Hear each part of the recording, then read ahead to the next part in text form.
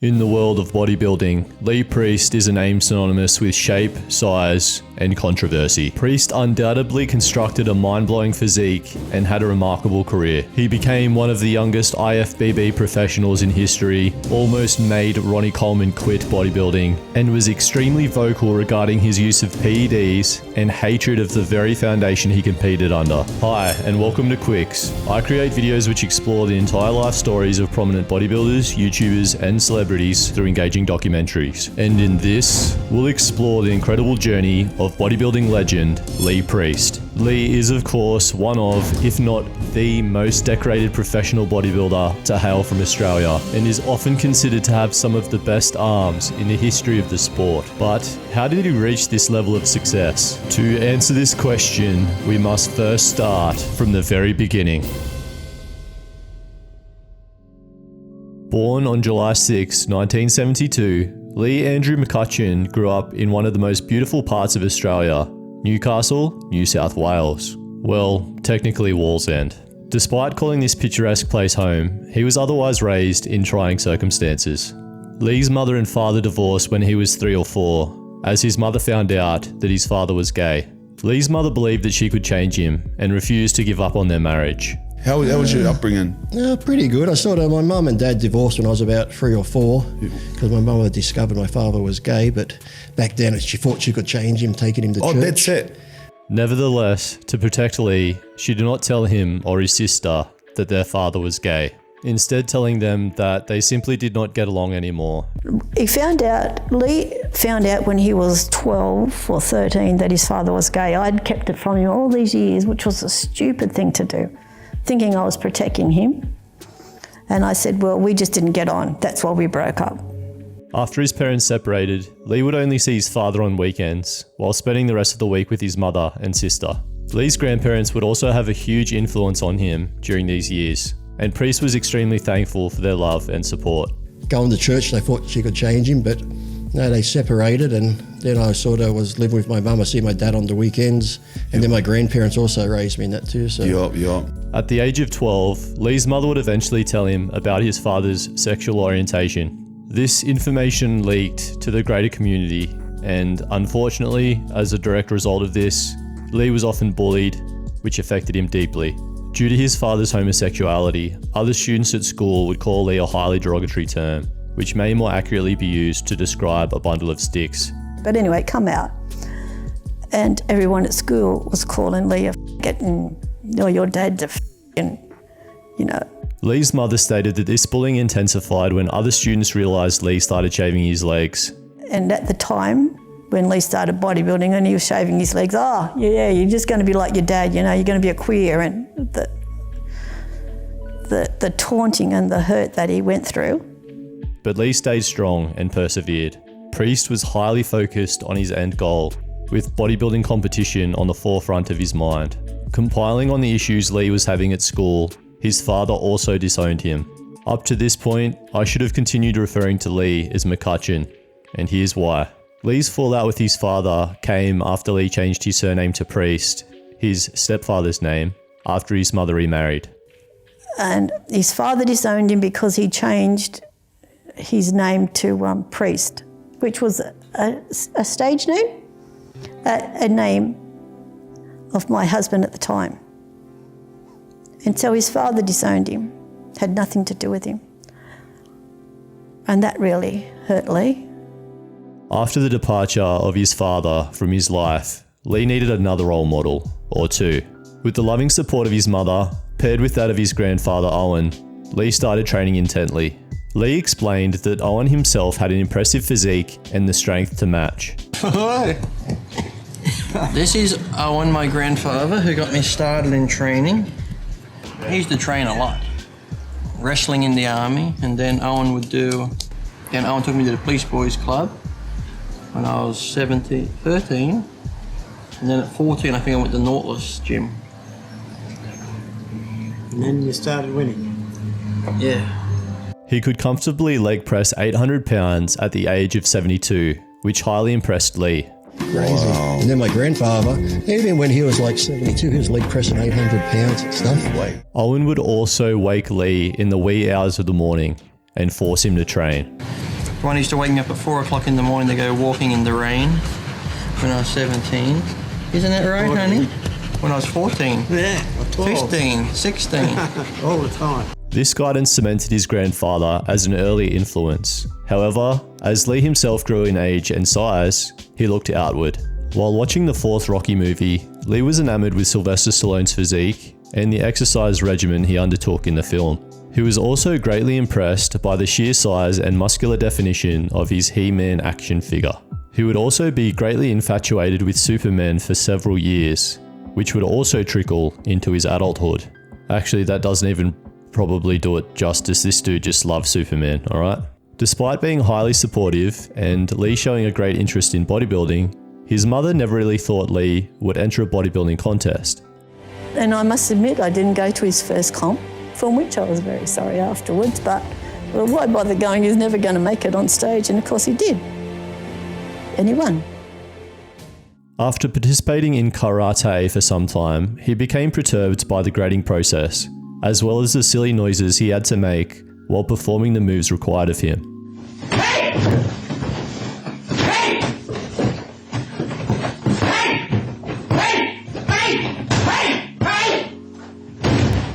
That just wasn't Lee. At 13, he began taking his bodybuilding training more seriously and joined a gym. And it was here that another member told Lee that he should enter an upcoming contest in the schoolboys class, for which competitors had to be 18 years and under. Again, despite his own mother not believing that he would step foot on stage, Lee listened and entered his first bodybuilding contest, emerging victorious. Priest had successfully won his first competition and would win a further 2 contests in that same year. When I was 13 years old, that's when I'd done my first 3 contests and won them at 13. Yeah, this around Newcastle. Yeah, the first show I won was in Sydney. Oh, yeah. They had like a schoolboys division, 18 years and under. Yeah. So I was only 13 at the time and I won 3 that year.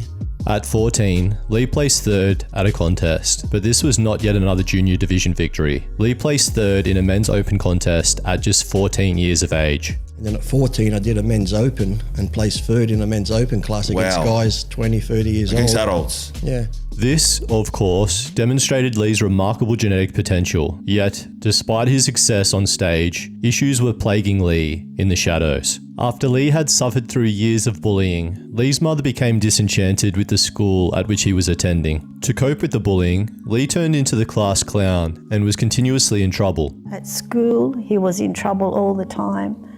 He was the class clown. A teacher told me, oh, your son, I don't like him at all. Oh, I think, oh.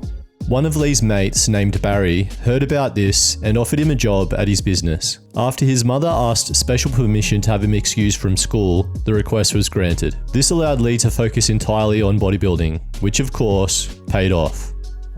Lee was bored. He was bright, and because all he wanted to do by then was be a bodybuilder, this job enabled him to train because Barry trained. So I thought, well, do you have a happy kid or a kid who you're going to force to go on at school? So we had to get special permission for Lee to leave school. And we didn't ever butt heads about it. I knew I was doing the right thing for Lee. At 15 years of age, Lee won his first New South Wales state title, and this was just the beginning. In 1989, when Lee was just 17, he won the prestigious Mr. Australia and placed 2nd at the Mr. Universe contest. After he had won the Mr. Australia, Lee's mother asked him if they could join forces and compete in an upcoming contest together in the couples division. I said to Lee, if I train hard, could I be your partner and we could do the doubles together? And he just looked, give me this look of horror. Despite being unsure at first and sharing some negative reinforcement, and said, you get rid of your fat guts, your fat ass and your fat tits and I'll think about it.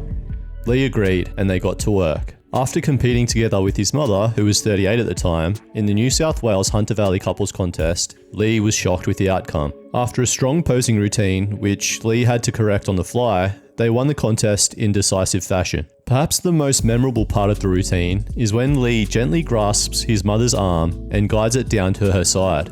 The audience and judges alike were enamored by this beautiful gesture, but Lee would later remark that she had forgotten midway through the routine, which she was guilty of in the lead up to the competition. I could never remember what we're supposed to put your feet in your different positions and strike a pose. And we did the routine. I remember halfway through it, I put my hand down to grab her hand and lift her up. Everyone commented on how that was such a beautiful thing. Now it's like, no, it wasn't meant to be beautiful. I said, she forgot the routine. I just saw her hand there, so I just picked her up and everybody thought it was part of the routine. Regardless, the judges loved it and they became the first mother and son to win the couples division in history. In 1990, Lee won the Mr. Australia contest a second time, however, was not awarded his pro card due to his young age of 19. In that same year, Priest placed 4th in the lightweight division of the IFBB World Amateur Championships, and later in 1990, Lee was told that at least one judge had earmarked him as the winner during the prejudging of the Mr. Universe contest. I knew a lot of the guys from the year before, they're like, our judge has you first, our judge has you first, you're going to win it. I said, look, until I get the trophy in my hand, I don't want to hear that shit. Well, Priest was right to be skeptical. While exiting the stage, he was summoned and told that he had failed the drug test. Just before we go out for the presentations, the American doctor goes, Dr. Bob Goldman, still remember that smirk on his face, goes, oh, what? I walk over, he goes, you've come up dirty. I'm like, what? How the f***? I haven't taken anything. Lee was extremely confused by this result. Up until this point, he was completely natural. Regardless, Lee was suspended. Immediately after this contest, Lee requested a retest, yet was denied. Lee demanded that he hadn't taken anything, but this fell on deaf ears. His mother also called and inquired regarding Lee's positive test, asking how it could have possibly happened. As Lee revealed in an interview, they had lost his B sample, so a retest was impossible. My mum's like, well, how could you be positive? I'm like, I don't know, let's test me again. They're like, okay. So she calls up the Institute of Sport, tells them what happened. They're like, it couldn't be. We tested him twice. And one was just like the week before we left. So they said, well, it'll be $375. My mum said, I don't care, I'll pay it. I want my son retested. That's a lot of money back then for your mum too. And also too, you got to remember, when they said I came up positive, they also lost my B sample, so conveniently. So to get tested again though, because I was a member of the IFBB, they said, for us to retest him, we have to get permission from the IFBB, and Paul Graham, that run it in Australia, says, no, don't test him again.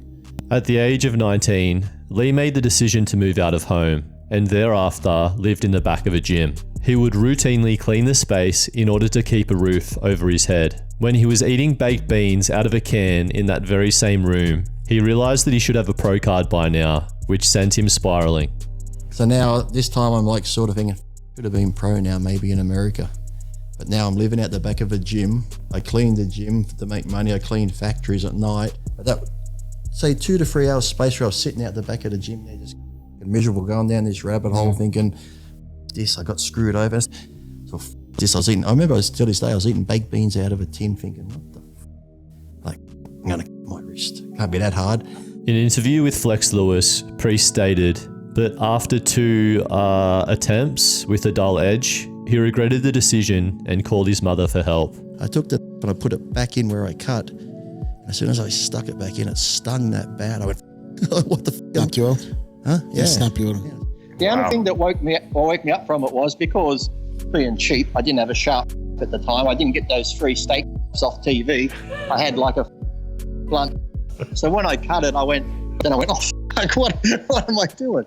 So then I said, Mum, you better come get me. I just my wrist and yeah. Oh, so you actually called your mother and told her what you did? Yeah. His mother then admitted Lee into the hospital, where he received treatment. This rapid response of Priest's mother reflects the bond that they shared. It was at the Niagara Falls amateur show that Lee gained significant recognition for the first time, ultimately earning his pro card. After this contest, Lee made the bold decision to remain in California, the heart of the bodybuilding world. And it would be here in California that he called home for the next 18 years. Lee then competed in the IFBB for 14 years, becoming a fan favourite for his incredible physique and outspoken personality. He would continuously place higher than other competitors who towered over him. He would defeat them with sheer muscle density and stellar conditioning. It was for these reasons that he earned the nickname the Giant Killer. Lee, what's it like to compete with those big guys? Use the word tall, not big. Because really those guys are 6 foot and their measurements are the same as mine, 5'4.5". That makes them the small guys. Pathetic. In 1994, Priest would compete in the Arnold Classic, in which he placed 7th, being defeated soundly by a stellar Kevin Levrone. Alongside his 12th place finish in the Night of Champions and his 7th place finish in the San Jose Pro, he would also place 4th in his first Ironman Pro. In 1995, Priest placed 9th at the Arnold Classic, 4th at the Florida Pro, and 4th at the South Beach Pro. Most notable, however, was his 3rd place finish at the Ironman Pro, being defeated only by an impressive Flex Wheeler and Aaron Baker. In 1996, Lee placed 4th at the Ironman Pro and 6th at the San Jose Pro, yet it seemed that he was simply warming up for the following year, which would be undoubtedly his busiest. In 1997, Priest would compete in 11 pro shows, including the Arnold Classic, in which he placed 7th, the Ironman Pro, in which he placed 2nd, the San Jose Pro, in which he placed 4th, 7 different Grand Prix shows, and the Mr. Olympia. On the grandest stage of them all, the Mr. Olympia, Lee would place 6th behind Paul Dillette, Kevin Levrone, Sean Ray, Nas El Sambadi, and The Shadow, Dorian Yates. Interestingly, it was also at this year's Ironman Pro that Lee famously almost made a young Ronnie Coleman quit. My most painful was losing to Lee Priest. At which one? The Pro? The Iron Pro? 97 Ironman Pro. You got third, you got second, I think, right? Yeah. Or something like that. Yeah. Mm-hmm. That was the most painful. Yeah, because I quit after that. Well, the next show I quit. Until quickly reminded myself I got a free membership to the gym because of this thing. I don't want to lose it. That's simple, man. You're simple, going back to your basic principles. Yeah. What bothered you about losing to Lee, out of everybody?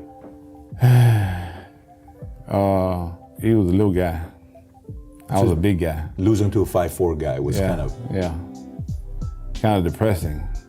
So if that's the most painful with you and Lee, I think you lost 5 times that year to him, or the year before, to Priest. It was like 5 different events that it happened to. So I was 5 times depressed. 5 times depressed. So was it a real legitimate chance of you quitting or no? Was it legitimate, like? No, it was just frustrated. Yeah, frustration. Okay. Yeah. Because I quit for like a minute. Okay, got it.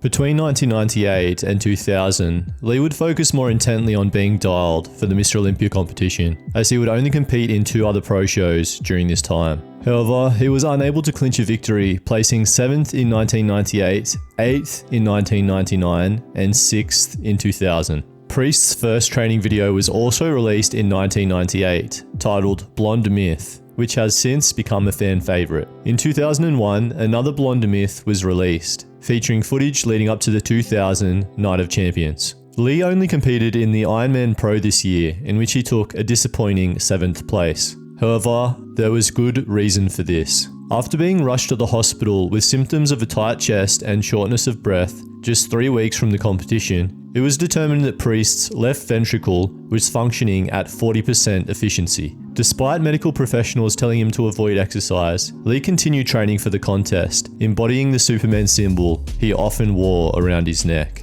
Lee finally nabbed his first pro win in the 2002 San Francisco Pro, defeating Chris Cormier and Dexter Jackson, who placed 2nd and 3rd respectively. Unfortunately, he could not replicate this effort in the other shows he participated in that year. Lee placed 4th at the Arnold Classic, 2nd at the Ironman Pro, 4th at the Show of Strength Pro, and 6th at the Mr. Olympia. Priest became even more upset with the IFBB, as a clearly off Ronnie Coleman pipped a peeled Kevin Levrone to win the contest.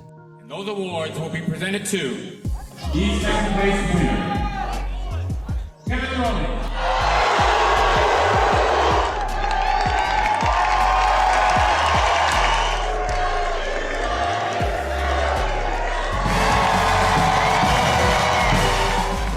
Leading up to the Olympia in 2003, Lee was becoming more and more vocal about his disillusionment with the IFBB. In particular, Lee was bad-mouthing the pay, or lack thereof, athletes were receiving, given the contest was netting hundreds of thousands of dollars. What kind of money are you making at this time? At the Olympia, I can tell you the money on the Olympia. And, I'd fight with the weeders on the Olympia because they always wanted more and more. That last Olympia, our expenses were $1.65 million. And we gave away $400,000, $410,000 and the Cadillac Escalade. And we took in about 2.26, almost 2.3. Okay, so we made close to 600,000, okay, on the show. But when you look at it percentage-wise, we were making like 27% of the gross. A normal business, if you do 10%, you're doing great. Normal is 8%. We were doing 27, 28%. Is that what the athletes were upset about, the fact that they could have gotten more cash out of it, or no? I was raising the prize money every year. Prior to the show, Lee had pledged to share his prize money with anyone that placed lower than him in the competition. Furthermore, at the press conference prior to the event, Lee was asked if he was going to keep his word. Okay. This question is for Lee Priest, and it goes back to the money issue. I've read in Muscular Development and on the internet that you have been planning on sharing your prize money with the athletes that place out of the prize money, and I was wondering if you were still planning on doing that, and if you have any animosity towards the IFBB for it coming down to one athlete having to provide for the others.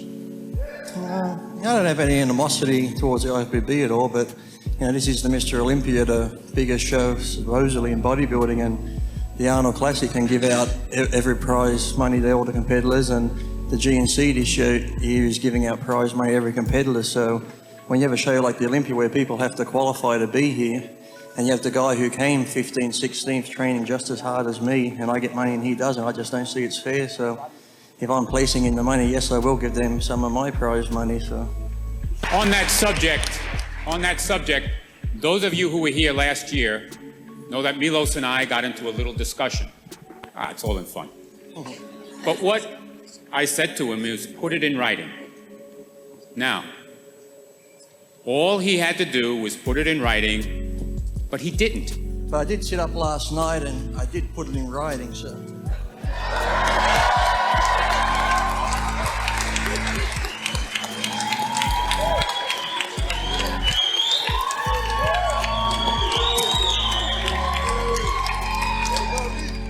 It's clear that Wayne Demilia was embarrassed by Lee at this press conference, which you can see written all over his face when Lee handed him the letter. There is a very well-known saying about not biting the hand that feeds you, and there's a good reason for it. After placing 15th at the Mr. Olympia in 2003, Lee would not grace the Olympia stage again. Regardless of his placing, Lee was able to live his boyish dreams of playing a superhero, as he was successfully cast as the Hulk in the 2003 motion picture of the same name. I don't mean that he was cast as the lead role, but he would don a motion capture suit to capture the high-octane movements of the beastly Hulk. One moment he remembered from the film includes swinging the tank around, kind of like Miss Trunchbull swinging Amanda Thripp over the fence.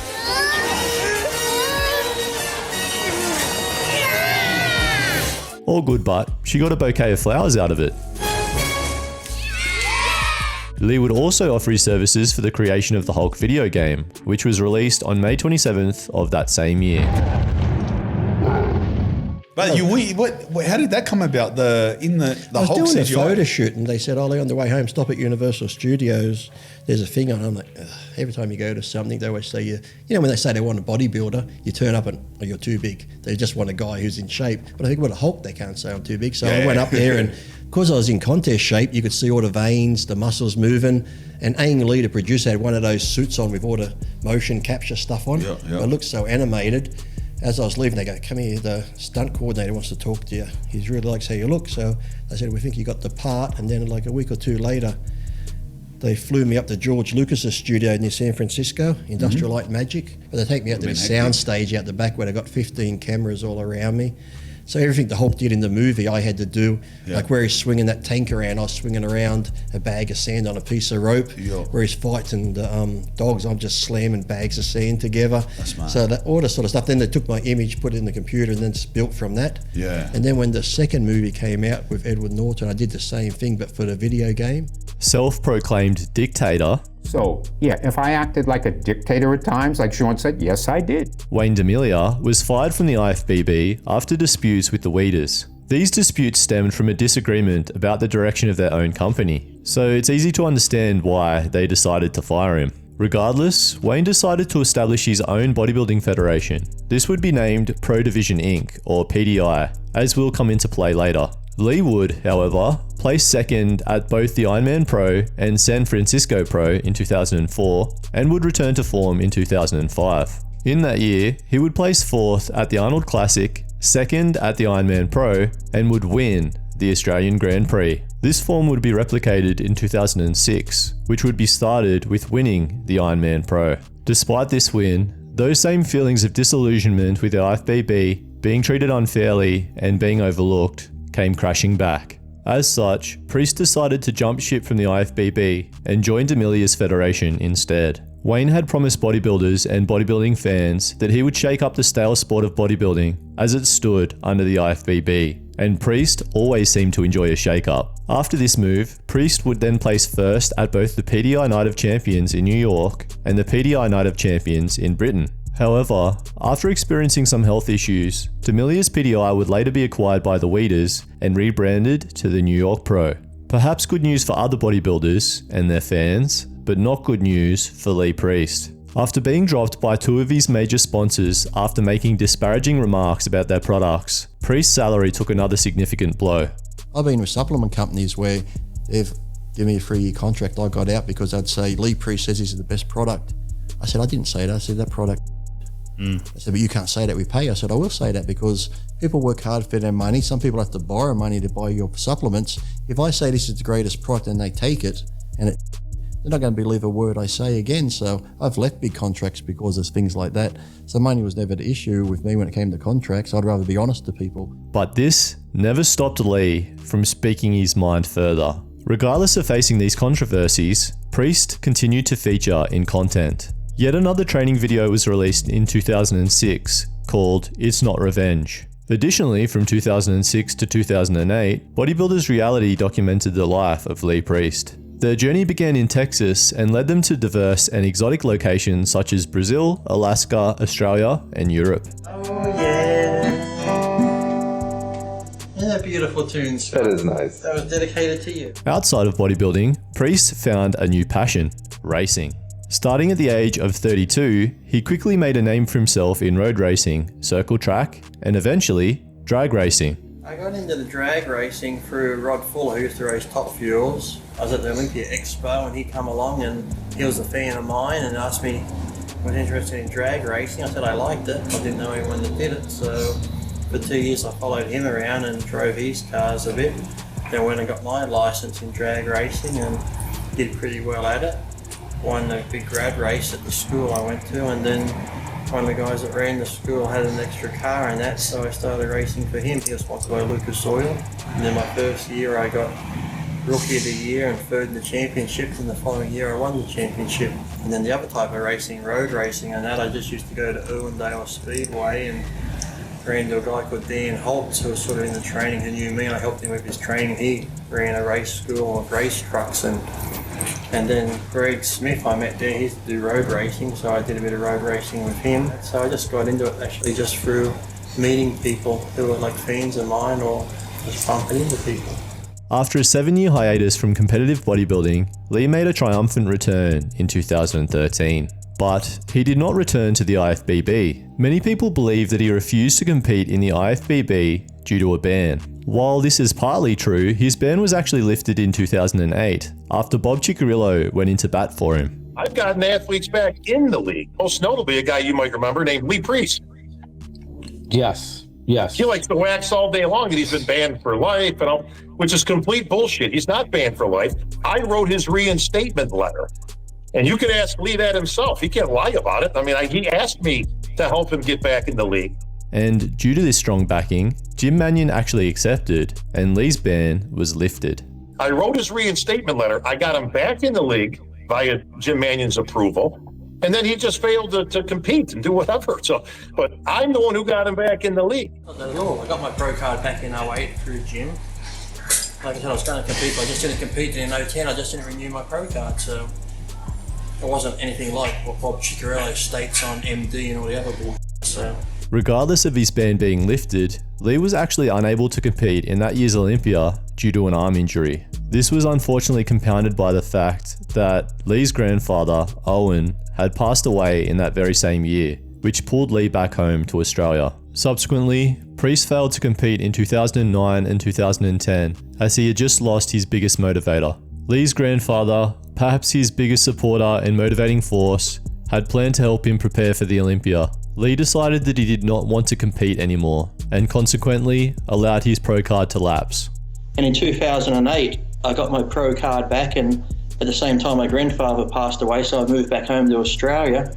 And from like 09, 010, I was guest posing for the IFBB in Australia, New Zealand and stuff like that. And just because my grandfather passed away, and when I moved back home I was going to get ready for a contest and he was going to help me, but because he wasn't there I just lost that passion and fire. So around 2010 I was just like, you know what, I just don't have that passion anymore to compete. So I just let my pro card lapse and didn't renew it, and that's the main reason I got out of competing in the IFBB. This, alongside him going in hard against the IFBB in press and interviews, led to its officials being greatly offended. So much so that they served him a lifetime suspension in 2010 via a promoter with whom Lee was supposed to attend an exhibition. I was actually going over to, I think it was Sweden or somewhere overseas, to guest pose at a show. Then about 2 weeks before I got a phone call saying, Lee, I can't have you come. The IFBB just told me if I bring you over, they're gonna take the affiliation off him and suspend his athletes. And by the way, they told me you been suspended for life. So that's when I found out I was suspended for life from the IFBB. His sponsor, Black Skull, also refused his attendance to an expo, which struck Lee as odd because it was open to the public. Muscle Development also released Lee, as did the remainder of his sponsors. At this time, Lee lost a lot of passion for competing, but not training. Despite falling out of love with competing, the itch eventually reared its head again in 2013, and he opted to compete in the NABBA Mr. Universe, which he went on to win. Lee Priest!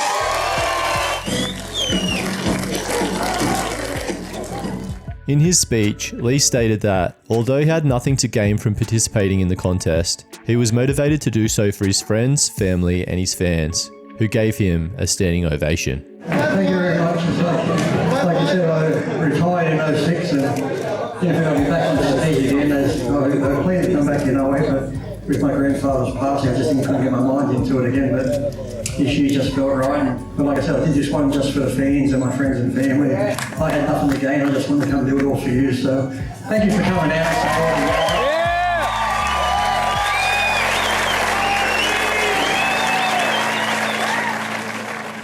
And this contest denotes the end of Lee Priest's competitive career. But this is not where the story ends. In 2015, the Lee Priest Classic was conceived, with events held in Australia and the UK. These competitions, sanctioned by NABBA and the World Fitness Federation, provided a platform for both amateur and professional bodybuilders to showcase their talents. That said though, I have not been able to find any information on this since 2022, so I'm unsure as to whether this still exists. I've actually met Lee Priest back in 2012. I competed in an INBA contest in Dubbo, New South Wales, Australia, at which he was the judge. Interestingly, this was the same location at which Lee competed in his fourth contest in 1987, being the Dubbo Classic. Yeah, I like Dubbo actually, it's not a bad place. Yeah, I get a few characters out that way, but they've been there before. Ken and Elaine Russell put on the bodybuilding show out there, and I won their show. I competed in their show even when I was 14, they're still putting it on. And then when I moved to America, my grandfather used to go out there and help out backstage at their show. Lee offered me feedback, stating that I needed more size and detail in my legs, educated me on nutrition and hydration during peak week, and recommended that I hold poses for longer during my free posing. If you're interested, I placed second in this contest, losing to my housemate at the time. Lee was kind, approachable, and very patient with my questions. Thanks for the impact on the sport, Lee. I'm sure my story is just one of many. Speaking of impact on the sport, you can't look past Dana Lynn Bailey, who is an absolute pioneer in the fitness industry and the first ever women's physique Olympia champion. Why not watch this video next? Subscribe first though, please. Subscribe! Click the button, quick, before time runs out. Quick, click it!